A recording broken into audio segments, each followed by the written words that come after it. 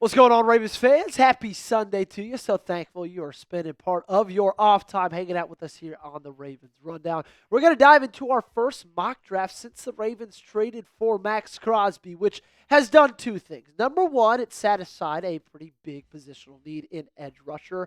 But most importantly, it took away your first round selection. So we got 9 picks now, starting with number 45 in round 2. We're going to give you everything we've got today on the show for our first mock draft. 5th overall, but first one since the Crosby trade. Are you still excited about that trade? If you are, hit that thumbs up button and like today's video. I've woken up the past 2 mornings, still cannot believe it. Feels like it's been a dream. Cannot wait to see Mad Max in Baltimore coming up in September. In round 2, you go with Chase Bisontis, offensive guard out of Texas A&M. I think that offensive line has now become your biggest need going into the 2026 NFL Draft. And you're getting a guy who had a really, really solid year in 2025 with Texas A&M. Was it perfect? No. But look, only 1 sack allowed, only 2 sacks allowed over his last 2 years at A&M. 8 penalties, definitely something you're going to want to clean up. But there still is a lot to like about Chase Bisontis. Really, really quick feet, active hands. Now, I think the biggest con is that 8 penalties he allowed in 2025. But what I love about him most is he is a good athlete on tape, which I think is the biggest knock that I've got on a guy like Daniel Lele. When you see him in space, he looks like the worst athlete on the planet. A little bit of lack of a leg drive as a run blocker, but I expect with Dwayne Ledford coming in as your new offensive line coach, that will change, that will get better. But the pro is he can block at a really high level, at the second level, which is something you don't see often coming from guys coming out of college. What position do you think will Baltimore take with their first pick? Whether or not they keep Tyler Linderbaum, you've got a hole. You've got a big opening at offensive line. This game, this league is dominated by those who can protect the passer and get to the passer. Well, you can get to him now that you added Maxx Crosby, but you got to protect Lamar. Round 3, let's take Gracen Halton, defensive tackle out of OU. Also, Parker, let's remember, put the logo in the bottom right, my friend. I really, really like Gracen Halton. Okay, I think he's one of the more slept-on defensive tackles in this entire draft process. He was one of the biggest winners when it came to the scouting combine, just a freak athlete.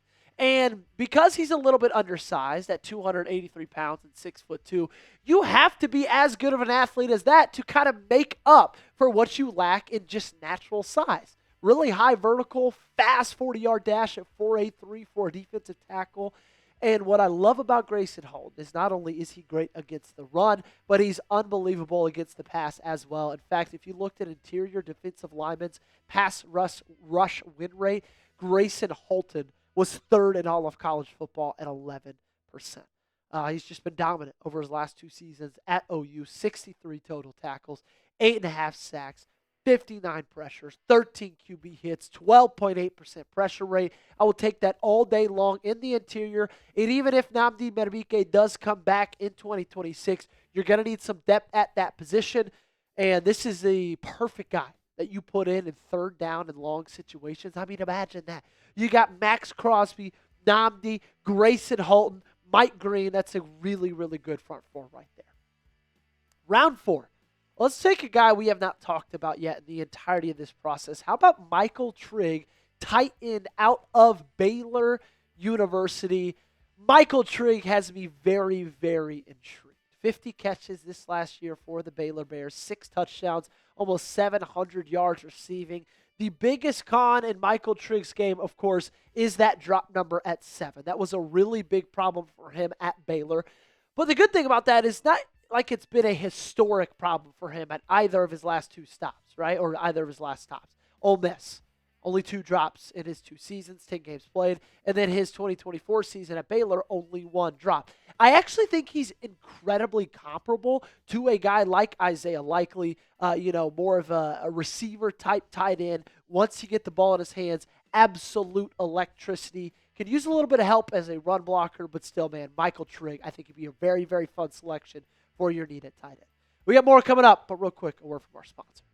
Before we continue on with the video, here's what I'm looking to trade on Polymarket. For tonight's Clippers game, Polymarket is giving Los Angeles a 43% chance to win against the Knicks, and I think that value is way too good. Kawhi Leonard is looking like the best player in the league right now, and I expect that to continue.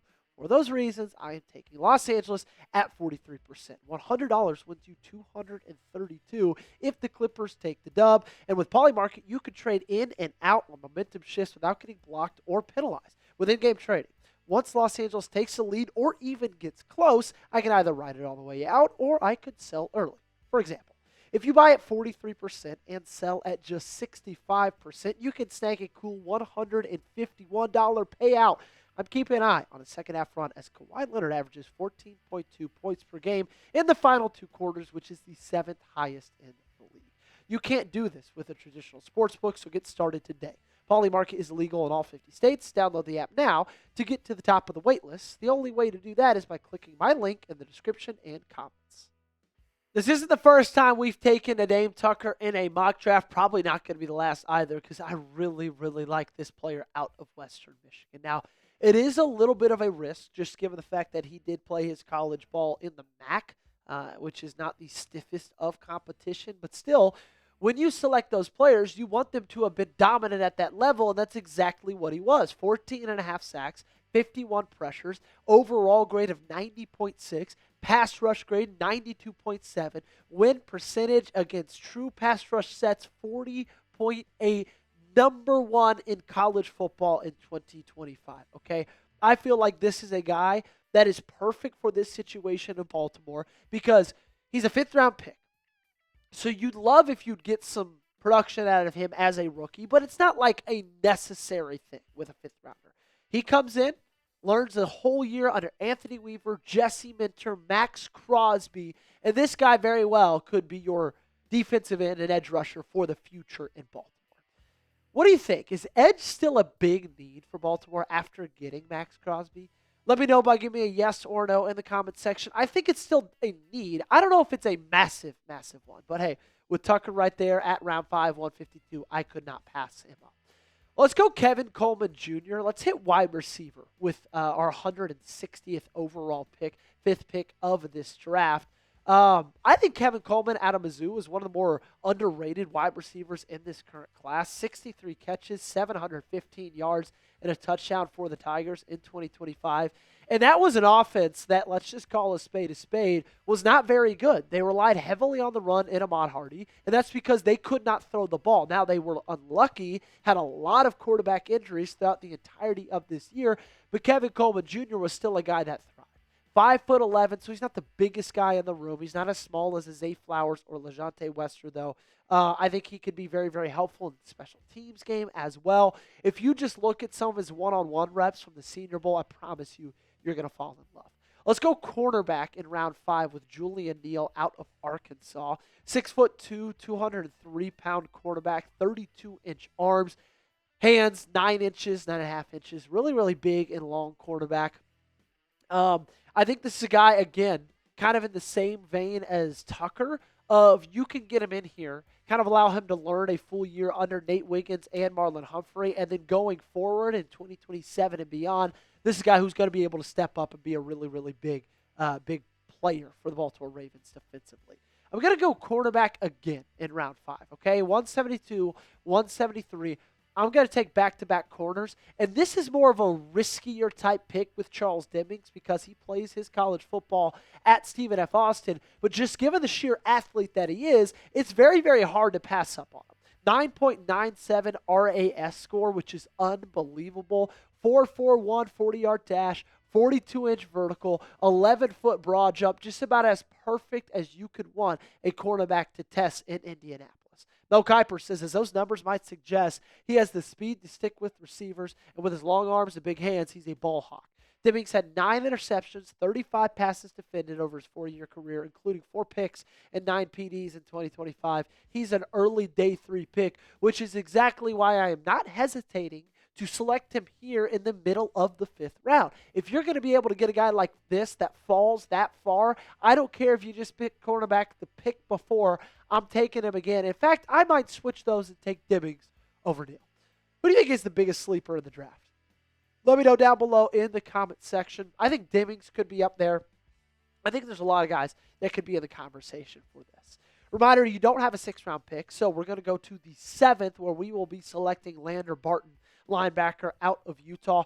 Really, really good linebacker draft class this year. In fact, one of the best in recent memory, and Barton has a little bit of a say in that as well. 51 tackles, 3.5 tackles for loss, a sack and a half, and a pass breakup. Got a lot of play at Utah. And again, this is a 7th-round pick, so this isn't somebody that's even a guarantee to make the roster. But with the injury given to Teddy Buchanan and guys like Jay Higgins and Chandler Morris in that linebacker room as well, very, very unlucky injury luck for young linebackers in 2025. Barton's a guy that could come in here and surprise a lot of people. I mean, Jay Higgins and Chandler made this roster as UDFAs. Eric O'Neal, edge rusher out of Rutgers, is going to be my 7th-round selection. I like this pick a lot because O'Neal has showed his stuff before in college football, but when he went to his final year at Rutgers, took a little bit of a step back. But you still have that 2024 season to look at and say, look, that's a year. He got 23 solo tackles, 29 assisted, 13 overall sacks, 3 pass breakups. So the production and the ability is there. You're just going to have to kind of, be able to bring it out with him. That's going to do it for today's show. Make sure you guys got me followed on socials. We'll be back later with another video today. We'll be here early tomorrow morning, going live at 11 a.m. Eastern Time, 10 a.m. Central. Make sure to join us. To make sure you do, you got to hit that subscribe button. We're trying to get to 50,000 subscribers as quickly as possible. So lock us in for your daily Ravens content, ladies and gentlemen. I think we did probably around 12 videos last week. We're going to do probably close to 10 to 15 this next week as well. So make sure to lock us in, and we'll see you next time.